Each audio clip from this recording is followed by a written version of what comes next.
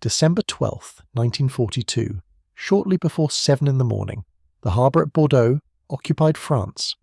A German naval sentry is standing watch on the quay at Bassin South, the cargo dock 3 miles north of the city centre. It is still dark. The temperature is just above freezing. He has been on duty since 4 and has spent the last 2 hours watching the silhouettes of the cargo ships moored along the basin. The same ships he watches every morning, the same ships that have been loading and unloading strategic cargo for the Reich for the better part of 2 years without a single act of sabotage, without a single air raid, without a single interruption of any kind. Bordeaux is 70 miles from the open sea. It sits at the end of the Gironde estuary, one of the longest tidal waterways in Europe, guarded at its mouth by coastal batteries, patrolled along its length by armed trawlers and fast attack boats, watched over by observation posts and flak batteries and harbour police and the full weight of the German Naval Command in western France. No Allied warship has ever entered the Gironde. No Allied aircraft has ever bombed the port. No Allied commando has ever set foot on the docks. By every calculation the German Navy has made, Bordeaux is untouchable. It is the safest harbour in occupied Europe. At shortly after 7, the first explosion lifts a column of water against the hull of one of the cargo ships moored along the basin. The sentry on the quay, if he is still there at that moment, does not yet understand what he is hearing.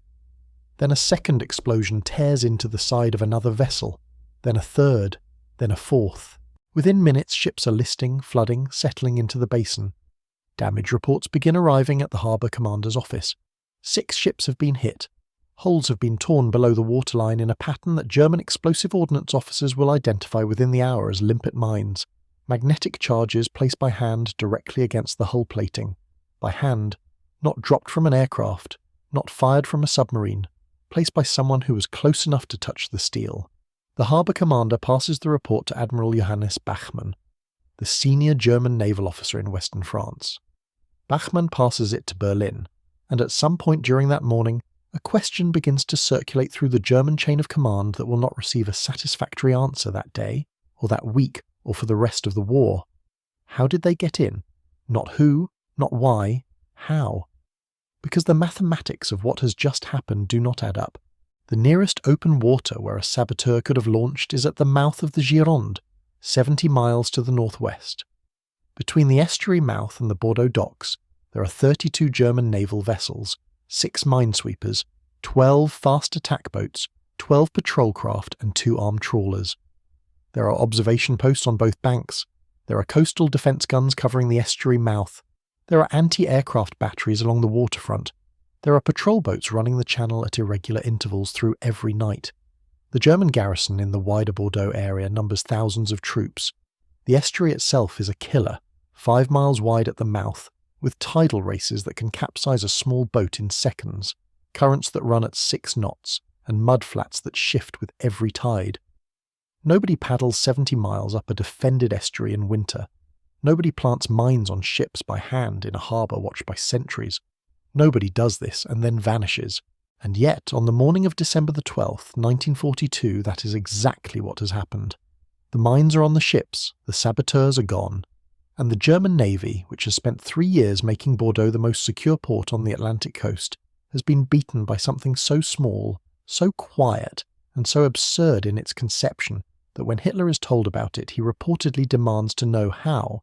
And this is the phrase the reports attribute to him: this child's boat could possibly have reached his ships. The German response was immediate and furious. On December 10, 2 days before the mines even detonated, the German authorities had already announced publicly that a sabotage squad had been intercepted near the mouth of the Gironde on December 8th, and, in their words, finished off in combat. This was a lie. Wallace and Ewart had been captured alive in uniform. But the announcement reveals something important about the German state of mind. They knew something was coming. They had caught 2 men at the estuary mouth. They had interrogated them, and yet they still did not manage to prevent the attack. The German coastal defence system, with all its ships and guns and observation posts and patrols, had failed to stop 4 men in 2 canvas canoes from paddling 70 miles through the middle of it. This is the investigation into how it happened. Not the version from the 1955 film which starred José Ferrer and Trevor Howard and topped the British box office that year, and which Blondie Hasler himself walked away from in disgust, because it turned the deaths of his men into a matinee entertainment. Not the version that smooths the edges and turns 12 men into cinema heroes. The real version. The one that starts with a question about a harbour and ends with a question about the kind of men a country produces when it has its back against the wall. To answer it, we have to go back to the spring of 1942 and to a problem that was quietly eating away at the British war effort from the inside, a problem so sensitive that most of the men fighting the war did not even know it existed. And to understand the weight of what those 12 men were asked to do, you need to understand the moment they were asked to do it. December of 1942 was the hinge of the entire war. On the Eastern Front, the Battle of Stalingrad had turned. The Soviet counter-offensive, Operation Uranus, launched on November 19th, had encircled the German 6th Army in the ruins of the city. 300,000 German soldiers were trapped. They would surrender at the end of January. In North Africa, Montgomery's 8th Army had won the Second Battle of El Alamein in November, and the Anglo-American Operation Torch Landings on November 8 had opened an entirely new front. The tide was turning, but it had not yet turned. The U-boat war in the Atlantic was at its deadliest phase. Allied merchant shipping losses were catastrophic. Britain could not feed itself, fuel itself, or arm itself without the convoys getting through, and the convoys were being torn apart. And in the middle of all of this, there was Bordeaux. By the middle of 1942, Britain was losing a war it could not afford to lose, and the war it was losing was not the one being fought in the deserts of North Africa or the skies over southern England. It was being fought in the Atlantic Ocean, and it was being fought in silence. German U-boats were sinking Allied merchant ships faster than British and American shipyards could replace them.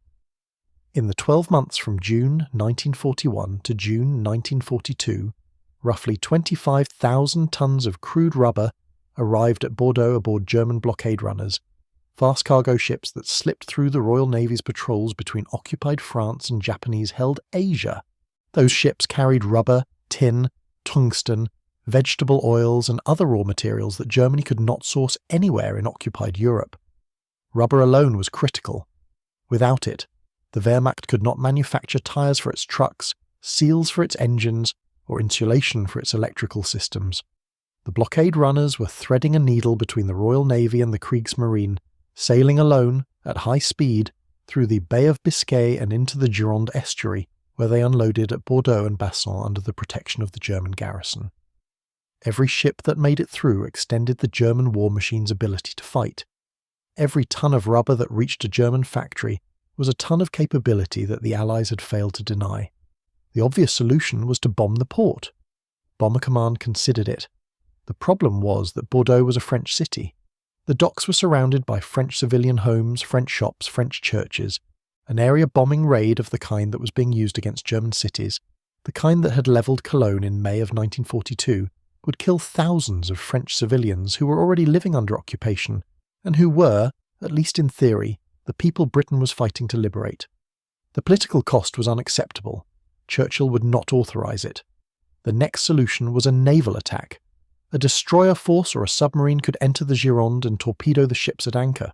The problem was the estuary itself. The Gironde is a tidal funnel. At its mouth, between the Pointe de Grave on the north bank and Royan on the south, the channel narrows to just over 3 miles, covered by German coastal batteries. Inside the estuary, the water is shallow, the channels shift, and the German patrols run a schedule designed to catch exactly this kind of incursion. A surface ship would be detected and destroyed before it reached the first bend. A submarine could not operate in water that shallow. The third solution was a commando raid from overland. Men dropped by parachute or landed by boat to attack the docks on foot. The problem was distance. Bordeaux was 70 miles from the coast, deep inside occupied territory, with German checkpoints on every road and a garrison in the city itself. An overland commando force large enough to fight its way to the docks would be detected long before it arrived. A force small enough to avoid detection would not carry enough explosives to do meaningful damage. By the summer of 1942, Bordeaux had become what British military planners privately called an insoluble target. The ships were there. The cargo was there. Everyone knew the strategic value. Nobody could figure out how to reach them. And then, in the early autumn of 1942, a document arrived on the desk of Vice Admiral Lord Louis Mountbatten at Combined Operations Headquarters in London. It came from a Royal Marines officer with a blonde moustache, a quiet manner, and a habit of proposing ideas that nobody else in the military had considered because nobody else in the military thought they were possible. His name was Major Herbert George Hasler. Everyone called him Blondie. Hasler was born in Dublin on February 27, 1914. His father, Lieutenant Arthur Hasler, was a quartermaster in the Royal Army Medical Corps. His father died on May 4, 1917, when the troopship Transylvania was torpedoed in the Mediterranean. Blondie was 3 years old. He grew up without a father, in a country that was burying an entire generation of fathers, and he grew up around the sea. He built his first canoe as a child, following instructions he found in a copy of the boy's own paper. At 18, he sailed a 14-foot dinghy, single-handed from Plymouth to Portsmouth and back. He was commissioned into the Royal Marines on September 1, 1932, passing out top of his year. He served as fleet landing officer at Scapa Flow, fought at Narvik supporting the French Foreign Legion during the Norway campaign of 1940, and was awarded the Order of the British Empire, a mention in dispatches, and the French Croix de Guerre for his actions there. By 1941, he had written a paper proposing the use of canoes and underwater swimmers to attack enemy shipping by stealth. The paper was filed and forgotten. Then, in December 1941, something happened in the Mediterranean that changed the calculation. 3 teams of Italian naval commandos riding modified torpedoes called Maiali, human torpedoes, penetrated the harbour at Alexandria and crippled 2 British battleships, HMS Queen Elizabeth and HMS Valiant. The Italians had done with 6 men on 3 devices what the entire Axis Air Force in the Mediterranean had failed to do. 2 capital ships, the backbone of the Royal Navy's Mediterranean fleet, were sitting on the bottom of Alexandria harbour, because half a dozen men had ridden torpedo-shaped submersibles through the harbour defences and clamped explosive charges to the hulls. The British Admiralty was humiliated, but combined operations saw something else in the disaster. They saw proof of concept. If the Italians could ride torpedoes into a defended harbour, perhaps the British could paddle canoes into one. The principle was the same. A very small number of men carrying just enough explosive to damage a ship, approaching in silence, in darkness below the threshold of detection. Not a fleet action, not a bombing raid. Something quieter, cheaper, and in its own way more devastating because it struck at the assumption that defended harbours were safe. Hasler's paper was retrieved from the filing cabinet. He was given permission to form a new unit. It was called the Royal Marines Boom Patrol Detachment, a deliberately misleading name suggesting routine harbour defence work. It was formed on July 6, 1942, based at Lumps Fort on the South Sea seafront in Portsmouth. Hasler was given 34 men. His job was to turn them into something that did not yet have a name, something between a commando and a saboteur, something that could operate in 2-man teams from collapsible canvas canoes, deep behind enemy lines and destroy targets that conventional forces could not reach. I want you to understand what kind of boat they were going to use, because the boat is the part of this story that makes everything else seem impossible. The Cocklemark II was a 2-man kayak, 15 feet long, with a flat plywood bottom and canvas sides. It folded in half so that it could be passed through the 24-inch torpedo loading hatch of a submarine. When assembled and loaded with 2 men, 8 limpet mines, rations for 6 days, paddles, a compass, camouflage netting, 2 hand grenades, 2 Colt pistols, 2 fighting knives, and all the equipment required to survive and fight, it sat roughly 6 inches above the waterline. It weighed just under 500 pounds fully loaded. It had no engine, no armour, no radio, and no way of calling for help. If it capsized in cold water, the men inside it would die. If it was spotted by a German patrol boat, the men inside it would die. If a wave broke over the bow in a tidal race, the men inside it would die. This was the weapon system that Major Blondie Hasler proposed to send 70 miles up the most heavily defended estuary in occupied Europe to sink German shipping. Mountbatten initially refused to let Hasler go on the mission himself. Hasler was the most experienced canoeist in the Royal Marines. If he was killed, the knowledge he carried about small boat operations would be lost. Hasler argued back. He said that a mission this dangerous could not be led by a man who had not trained for it personally, and that the men deserved a commander who would share the risk. Mountbatten relented. Hasler would lead the raid from the front cockpit of the lead canoe. The training was brutal and deliberate. Hasler designed a program that began with basic canoe handling in the sheltered waters of Portsmouth Harbour and escalated week by week into open sea exercises in conditions that would have been considered unacceptable for any conventional military training. The men paddled at night in winter seas. They practiced capsizing and recovering in water cold enough to incapacitate an unfit man in minutes. They rehearsed launching canoes from submarine casings in the dark, assembling the folding frames by touch alone, loading equipment in a sequence they could perform blindfolded. They practiced placing limpet mines on the hulls of ships in Portsmouth Harbour, approaching in darkness, holding the canoe against the steel with a magnetic clamp, while the man in the front cockpit reached up and pressed the mine into place below the waterline. They trained in escape and evasion, walking across the English countryside in civilian clothes with no money and no identification, trying to reach a designated rendezvous without being caught by the police who had been told to look for them. In late November, Hasler ran a full dress rehearsal. The team paddled from Margate up the Swale estuary and conducted a simulated attack on targets at Deptford, replicating the distance, the tidal conditions, and the navigation challenges of the Gironde as closely as British waters would allow. The rehearsal confirmed what Hasler already suspected. The men were as ready as they would ever be. The mission was as dangerous as he had told them it was. He selected his team, 12 men in 6 canoes. Each canoe was given a code name drawn from fish: catfish, which Hasler himself would paddle with Marine Bill Sparks; crayfish, paddled by Corporal Albert Laver and Marine Bill Mills; conger, paddled by Corporal George Sheard and Marine David Moffat; cuttlefish, paddled by Lieutenant John McKinnon and Marine James Conway; coalfish, paddled by Sergeant Samuel Wallace and Marine Robert Ewart; and cachalot, paddled by Marine William Ellery and Marine Eric Fisher. A 13th man, Marine Norman Colley, was designated as the reserve. Bill Sparks, who would paddle behind Hasler in the lead canoe, and who would ultimately be one of only 2 men to return alive, was born in the East End of London on September 5, 1922. He was 20 years old. He had volunteered for hazardous service in part to avenge his brother Benny, who had been killed when the cruiser HMS Naiad was sunk in the Mediterranean. Before the war, he had been an ordinary working-class Londoner with no particular distinction. Robert Ewart, who paddled coalfish, was from Springburn in Glasgow. He had just turned 21. He was a textile worker who had joined the Royal Marines in 1941.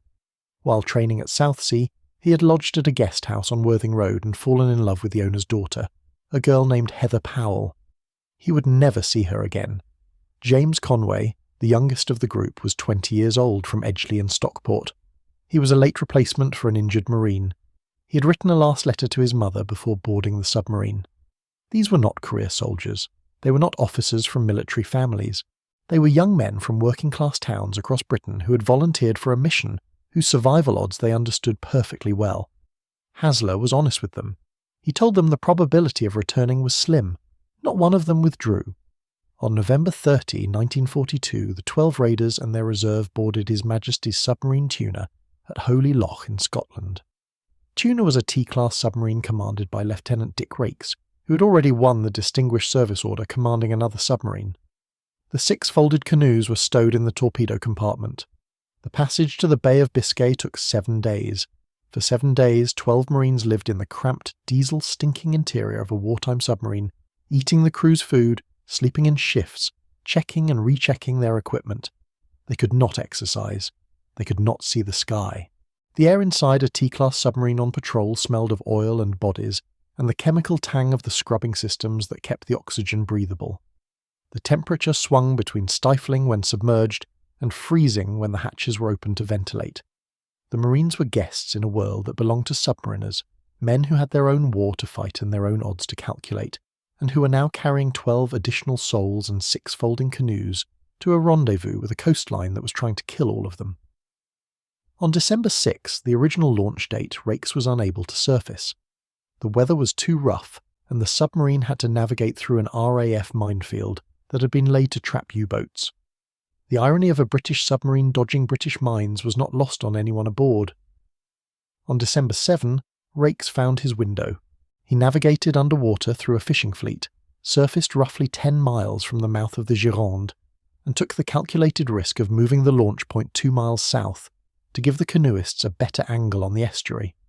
They knew that when the submarine surfaced, they would climb out of the hatch and paddle into enemy territory, and that the submarine would then leave without them. The canoes were brought up through the torpedo loading hatch, assembled on the casing, loaded and lowered into the water using the submarine's deck gun as an improvised crane. During the process, Cachalot's canvas hull caught on the edge of the hatch and tore. The damage was irreparable. Ellery and Fisher, who had trained for months for this moment, stood on the deck of the submarine and watched their mission end before it began. Marine Eric Fisher, by one account from a colleague who knew him after the war, sat down on the casing and wept. He was heartbroken at being left behind. 5 canoes launched into the darkness. Raikes watching them go recorded in his log a line that has become one of the most quoted passages in the history of British special operations. He wrote that he was waving au revoir to a magnificent bunch of black-faced villains with whom it had been a real pleasure to work. The 5 canoes formed up and began paddling south toward the mouth of the Gironde. It was cold. The sea swell was running at 3 to 4 feet. They had 70 miles to cover and 5 nights to cover it in, because they could only move in darkness and had to hide on shore during daylight. The first obstacle was the tidal race at the mouth of the estuary, where the incoming Atlantic tide collides with the outgoing river current and creates standing waves and whirlpools that can capsize a much larger boat than a 15-foot canvas canoe. They hit the first tidal race within hours of launch. The formation broke. Coalfish, carrying Sergeant Wallace and Marine Ewart, was swamped by a wave, separated from the group and vanished into the darkness. Hasler could not stop to search. He pressed on. Then they hit a second tidal race, worse than the first, with waves of 5 feet or more. Conger, carrying Corporal Sheard and Marine Moffat, capsized. The canoe could not be righted and bailed fast enough. It had to be scuttled. Sheard and Moffat were in the water, in December, in the dark, in the mouth of an enemy estuary. The other canoes towed them as close to shore as the mission allowed. Hasler reportedly told Sheard that he was sorry, but this was as close to the beach as they dared go, and that the 2 men would have to swim for it. Sheard replied, from the water, words that would later be recorded in the official account. He said, "It is all right, sir. We understand." Then the canoes pulled away and left them. Sheard and Moffat were never seen alive again.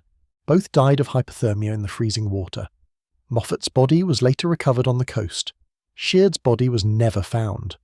Corporal George Sheard was 27 years old, from Devonport in Plymouth. He left a young family behind. In the confusion of the tidal race, Cuttlefish, carrying Lieutenant McKinnon and Marine Conway, also became separated. Hasler could not locate them in the darkness. He pressed on with 2 canoes, Catfish his own, and Crayfish carrying Laver and Mills. 2 canoes out of 6, 4 men out of 12. They were barely past the estuary mouth and they had already lost 2/3 of their force. What followed over the next 4 nights was one of the most extraordinary feats of endurance in the history of the Royal Marines. By day, Hasler and Sparks, Laver and Mills dragged their canoes ashore, hid them under camouflage netting in the reeds and scrub along the riverbank, and lay motionless for hours, sometimes within earshot of German patrols, unable to light a fire, unable to cook, eating cold rations and waiting for darkness.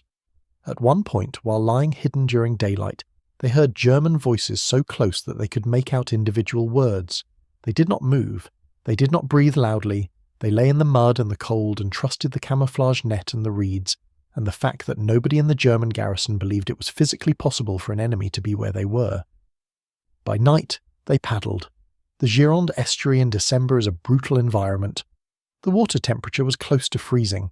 Ice formed on the canoe decks. The tidal currents ran at up to 6 knots, which meant that for hours at a time the men were paddling at maximum effort, simply to hold position against the ebb. When the tide turned in their favour, they could make progress. When it turned against them, they had to stop and wait. Navigation was by compass and by the silhouettes of the riverbanks against the sky. They could not use lights. They could not speak above a whisper. Their hands were numb. Their clothing was soaked. Every stroke of the paddle was an act of will against a body that was systematically shutting down from cold and exhaustion. At one point during the ascent, the 2 canoes passed within a few hundred yards of a checkpoint where 3 German frigates were anchored. The men lay flat against the cockpit, combing and paddled with short, silent strokes, keeping the canoe profiles as low as possible against the water. The frigate's watch had lights on. The sentries were awake. The canoes slipped past in the darkness, invisible, or perhaps just not believed. On the second night they covered 22 miles. On the third night, 15. On the fourth night, The ebb tide was so strong that they managed only 9 miles, and Hasler realised they could not reach the target on the originally planned date. He decided to hide for an additional day and attack on the night of December 11th into December 12th. On the 5th night, the 2 canoes reached the Bordeaux docks. The river was flat calm, the sky was clear, the ships were exactly where intelligence had said they would be. Hasler split his force. Catfish would take the western side of the harbour. Crayfish would take the east. The attack began. Hasler and Sparks paddled Catfish silently against the hull of the first target. The technique was precise and rehearsed. Sparks held the canoe steady against the ship's side with a magnetic holdfast, a clamp that gripped the steel plating and kept the canoe from drifting, while Hasler reached up from the front cockpit and placed a limpet mine against the hull below the waterline. Each mine had a time delay fuse designed to detonate hours after placement. The placement had to be exact, too high, and the mine would be above the waterline when the tide dropped, visible to anyone walking the quay. Too low and it might not breach the hull plating where it would do the most damage. Hasler placed each one by feel, in the dark, with his hands numb from 5 nights of paddling in freezing water, while the crews of the ship slept or stood watch 30 feet above his head. They moved from ship to ship. On one vessel, a sentry on the deck above them shone a torch down toward the water. The beam passed over the canoe. Hasler and Sparks froze. The camouflage paint on their faces, the dark canvas of the canoe, and the 6 inches of freeboard that was all that separated them from the black water made them almost invisible. The torch moved on. The sentry saw nothing. They placed 8 limpet mines on 4 ships. Laver and Mills and Crayfish, finding no targets on the eastern side, crossed to the cargo docks at Bassens and placed 8 mines on 2 vessels, 5 on a large cargo ship and 3 on a smaller one. Approximately 16 limpet mines were placed in total that night, each fitted with a delayed action fuse. The 2 canoes withdrew on the ebb tide. By chance they met at a small island downstream, continued together for a stretch, and then beached and scuttled their canoes near a village called Saint-Genest-de-Blay around 6 in the morning. They were now on foot, in enemy territory, in civilian clothes they had carried in waterproof bags, 70 miles from the sea and 100 miles from the Spanish border. Here is where Hasler and Sparks' story divides from Laver and Mills' story, and here is where the investigation becomes something harder to tell, because the next chapter is not about endurance or courage, but about what happens when men in uniform are captured by an enemy that has decided that the rules of war no longer apply. Corporal Albert Laver and Marine Bill Mills headed south on foot towards Spain. They made it roughly 30 miles before they were stopped by the French gendarmerie near a town called Montlieu-le-Garde and handed over to the Germans. Sergeant Wallace and Marine Ewart, whose canoe had been swamped on the first night, were captured at daybreak on December 8 near the Point de Grave lighthouse by a German flak battery. They were still in uniform. Lieutenant Mackinnon and Marine Conway, who had become separated in the tidal race, had continued up the estuary alone and then attempted to escape overland. Mackinnon developed an infected knee and was admitted to a hospital at La Réole, where he and Conway were betrayed and also handed to the Germans. 6 men captured in total. All 6 were in British military uniform or could prove their identity as British servicemen. Under the Geneva Convention, they were entitled to prisoner of war status, to be held in a camp, to receive Red Cross parcels, to survive the war and go home. They did not receive prisoner of war status. They were not sent to a camp. They did not survive the war. On October 18th, 1942, 7 weeks before Operation Frankton was launched, Adolf Hitler had signed a secret order. It was distributed in only 12 copies. It was classified at the highest level. It was called the Commando Befehl, the Commando Order. The order stated that all Allied commandos encountered in Europe or Africa, whether in uniform or not, whether armed or unarmed, whether fighting or attempting to surrender, were to be, and this is the exact translation of the German text, annihilated to the last man. No quarter was to be given.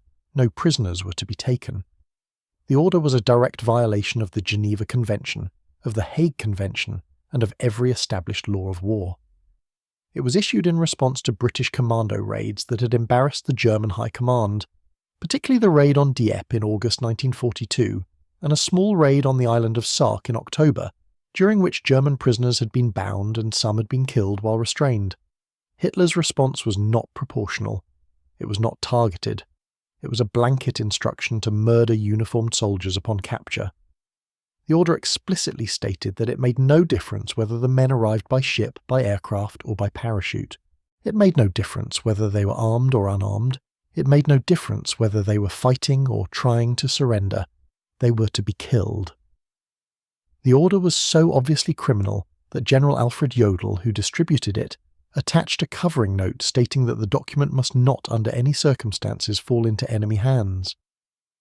The men of Operation Frankton knew nothing about the commando order. It had been issued 7 weeks before they launched. It was one of the most closely guarded secrets of the German High Command. When Sergeant Wallace and Marine Ewart surrendered to the German flak battery at the Point de Grave on the morning of December the 8th, they expected to be treated as prisoners of war.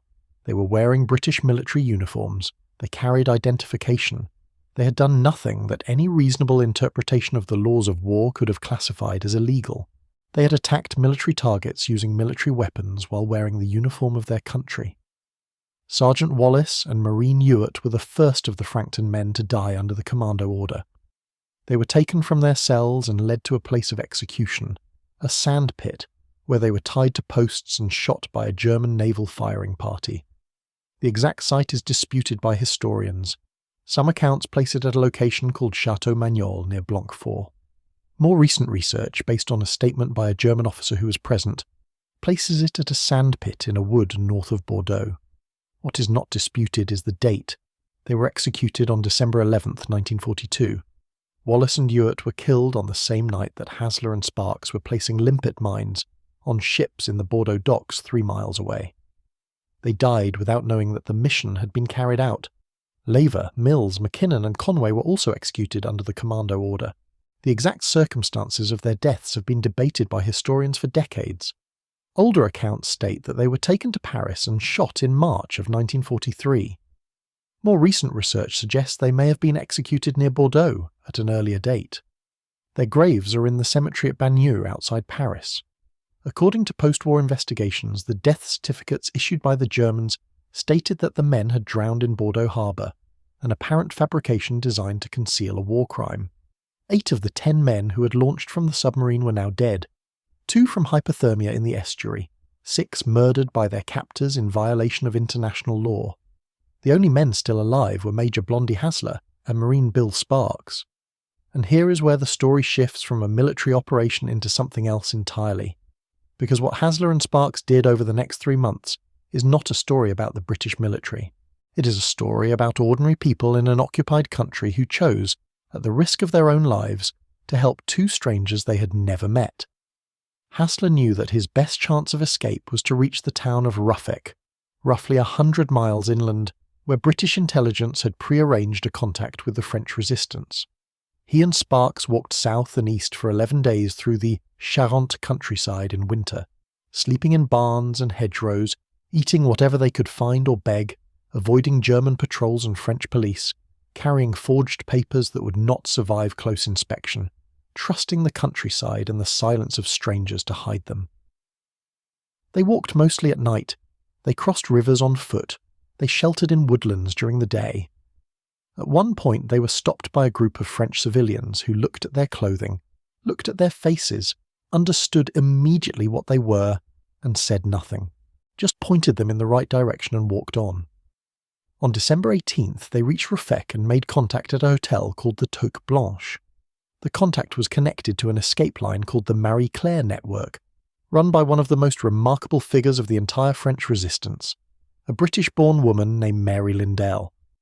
Mary Lindell, Comtesse de Milleville, was a former Red Cross volunteer who had been decorated for bravery in the First World War.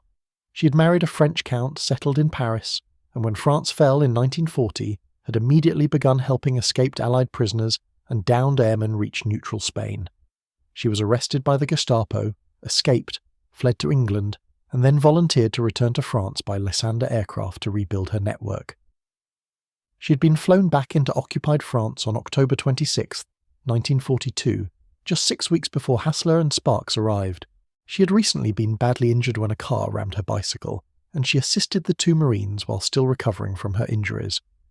Hasler and Sparks were taken to a farm near a village called Saint-Couton, where they were hidden by a farmer named Armand Dubreuil and his wife Amélie.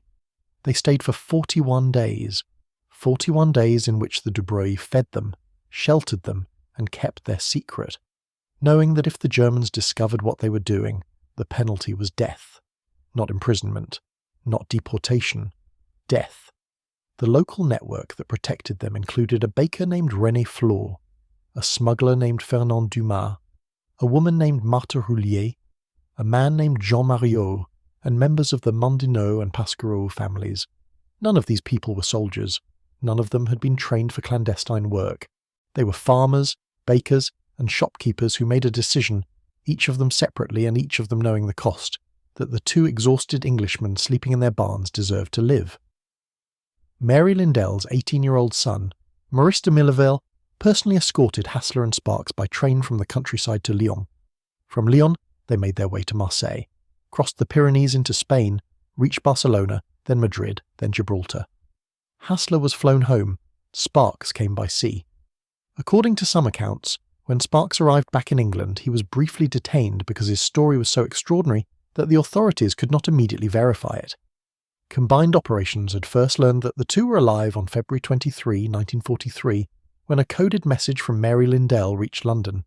The escape had taken roughly 3 months. Mary Lindell was later betrayed, captured by the Gestapo, shot during an escape attempt, and deported to Ravensbrück concentration camp. She survived. She lived until 1986. In 1961, the British government officially received and honoured many of the French civilians who had helped Hasler and Sparks, including Mariot, Flord, Dubreuil, Roulier, Yvonne Mondinot, Mary Lindell, and Maurice de Milleville. None of these people ever asked for recognition.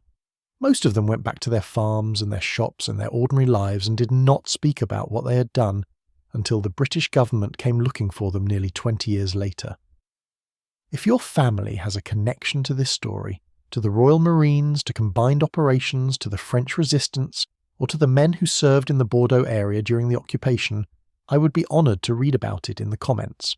Those family details, the ones passed down from grandparents and great-uncles and great-aunts, are often the details that no official archive captures. They are the real history, and they deserve to be written down before they are lost. Now, I want to take you to a courtroom in Nuremberg, because the end of this story is not in Bordeaux and it is not in a French farmhouse. It is in the place where the men who signed the orders and the men who passed them down the chain were called to account for what they had done to soldiers who had every right under international law to be treated as prisoners of war. At the Nuremberg war crimes trials, Grand Admiral Erich Raeder, the former Commander-in-Chief of the German Navy, was cross-examined about the execution of the Frankton Marines. Raeder admitted under oath that he had passed on Hitler's commando order to the naval commands under his authority. He admitted that the captured Marines had been executed on his watch and under his chain of command. When pressed, he claimed that the executions were justified and did not constitute a war crime. But Raeder's own war diary betrayed him. In the official Siegkriegsleitung war diary, the German Naval Command's own record, Raeder had written an entry noting that the summary execution of uniformed commandos was, and this is his phrase, something new in international law since the soldiers were wearing uniforms. He knew at the time that what was being done was illegal. He knew that the men were lawful combatants. He wrote it down in his own diary, and then he permitted the executions to proceed.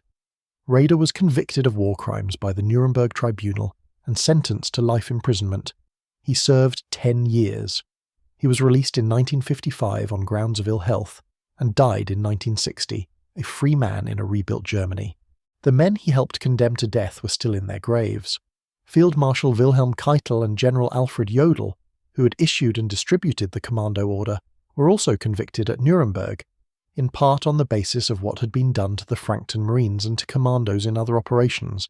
They were hanged on October 16th, 1946. There is something I want you to understand about the damage assessment, because the standard version of this story, the version you will find in most documentaries and most popular histories, inflates the impact of Operation Frankton beyond what the evidence supports, and the real story does not need inflation. 6 ships were damaged. The cargo ship Alabama was holed by 5 limpet mines and flooded.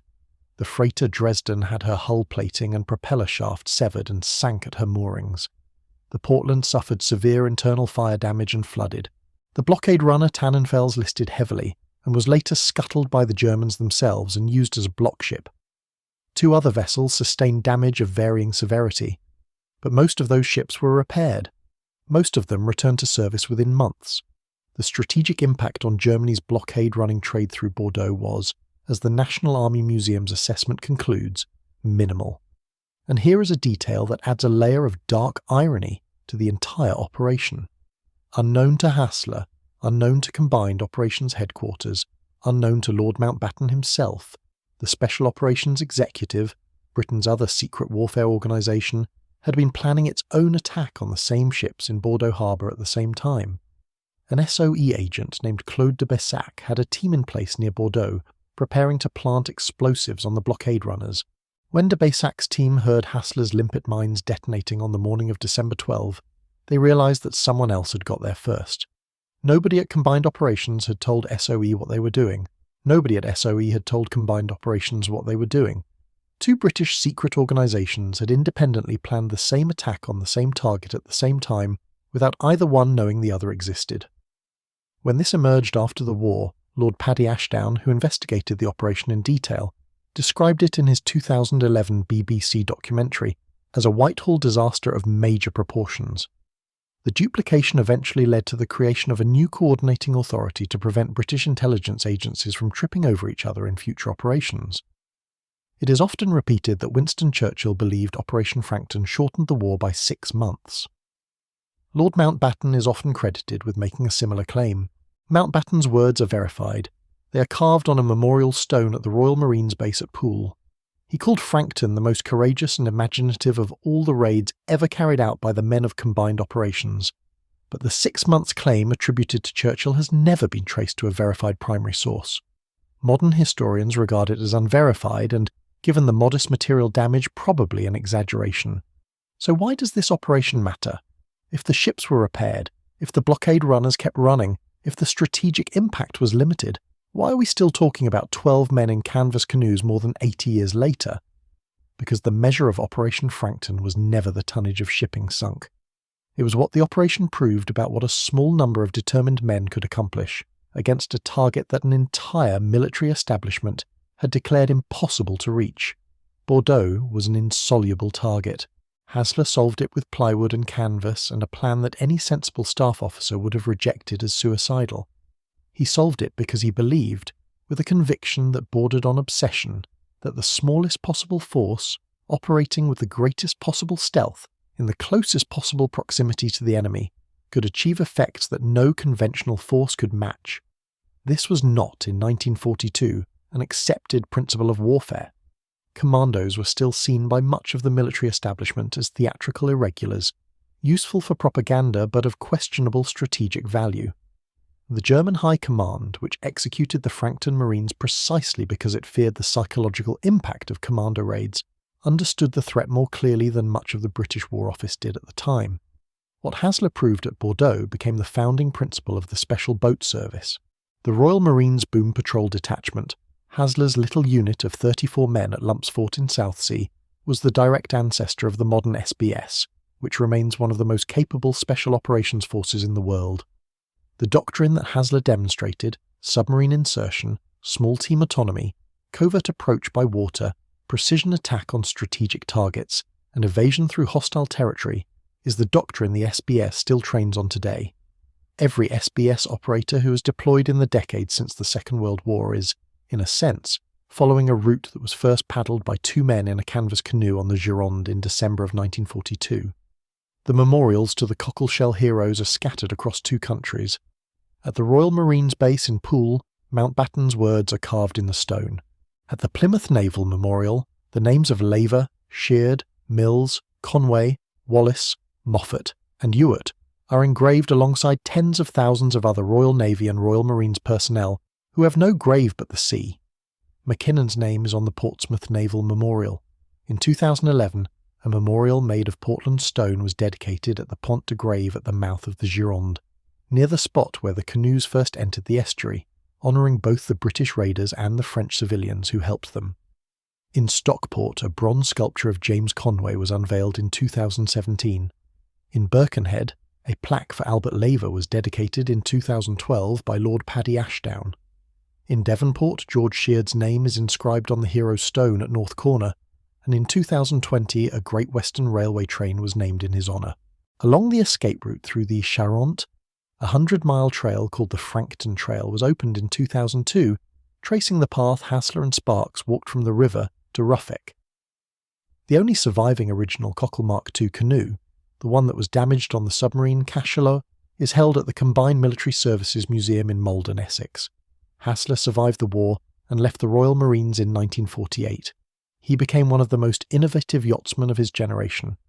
He developed the servo-pendulum self-steering gear that revolutionised solo ocean sailing. He designed and built a junk-rigged yacht called Jester. In 1960, he founded the Observer single-handed transatlantic race, the first solo yacht race across the Atlantic, and competed in it himself, finishing second to Francis Chichester. He married in 1965. He spent his later years sailing, writing, and avoiding the celebrity that the cockleshell hero story kept trying to attach to him. He disliked the 1955 film. He disliked the title. He thought it turned a military operation into entertainment and cheapened the memory of the men who had died. He died on May 5, 1987, aged 73. Bill Sparks survived the war, married a woman named Violet in 1947, and went back to ordinary life. He became a bus inspector for London Transport. He lived in Loughton, then Canvey Island, then Alfriston in East Sussex. In 1988, when his invalidity pension was reduced, he was forced to auction his Distinguished Service Medal and his war memorabilia to make ends meet. He wrote 2 books about the raid. He gave talks. He kept the memory alive long after most of the public had forgotten it. He died on November 30, 2002 in Alfriston, the last surviving cockleshell hero. He's buried in the churchyard of St Andrews. Every like on this video is a small act, but it keeps the stories of men like Sparks and Hasler and Sheard and Ewart and all the others visible a little longer. These are stories that deserve to be told properly, with the names right, with the facts verified, and without the comfortable fictions that make good cinema but bad history. Here is what I want to leave you with. Here is the answer to the question that the German harbour commander asked on the morning of December the 12th, 1942, when his ships were sinking and his sentries had seen nothing and his patrols had caught nothing, and the mines had appeared on the hulls as if placed there by ghosts. How did they get in? They got in because 2 men in a canvas canoe decided that the word impossible was not a fact. It was an opinion, and they did not share it. They paddled for 5 nights through freezing water, against tidal currents that should have killed them, past patrols that should have found them, into a harbour that should have been impregnable, and they placed their mines by hand against the steel hulls of ships whose crews were sleeping 30 feet above them. Then they walked 100 miles through occupied France, were hidden by farmers and bakers and a British countess, crossed the Pyrenees in winter, and came home. They did not do it for glory. Hasler avoided the spotlight for the rest of his life. Sparks came home and drove buses. They did it because the mission was there, and nobody else was going to do it, and they were the kind of men who, when told that a thing could not be done, regarded the statement as an invitation. The men who did not come home deserve to be named one final time. Corporal Albert Laver of Birkenhead, Marine Bill Mills, Corporal George Sheard of Devonport, who told his commanding officer from the freezing water that he understood, Marine David Moffat of Halifax, who was 22, Sergeant Samuel Wallace, Marine Robert Ewart of Glasgow, who was 21, and who left behind a girl named Heather Powell who loved him, Lieutenant John McKinnon, Marine James Conway of Stockport, who was 20, and who had written a last letter to his mother. 8 men, their average age was 23. None of them came back. 6 of them were murdered by an enemy that knew what it was doing was illegal and did it anyway. The German harbour commander's question was how did they get in? But there is a better question, one that the harbour commander never thought to ask, because it would have required him to understand something about the men he was fighting that the German military system had no category for. The better question is this: what kind of country produces men who will climb into a 15-foot canvas canoe, paddle 70 miles into enemy territory in December, attack a defended harbour by hand, and then try to walk home through an occupied nation, knowing that the odds of survival are almost zero? The answer is the country that produced Blondie Hasler and Bill Sparks and George Sheard and Bobby Ewart and all the rest of them. A country that, in 1942, was losing the war, was running out of options, and was not running out of men willing to try the things that could not be done. If this investigation gave you something to think about, subscribe for the next chapter. There are many of these stories. Most of them are about ordinary men from ordinary towns who, at one moment in their lives, decided that a job needed doing and that the someone who had to do it was them. And they deserve to be remembered not by the comfortable version of what they did, but by the version that actually happened, with the cold and the fear and the impossible distance and the sound of a canoe paddle, dipping into a dark estuary at 3 in the morning while the German sentries stood on the banks above and saw nothing at all.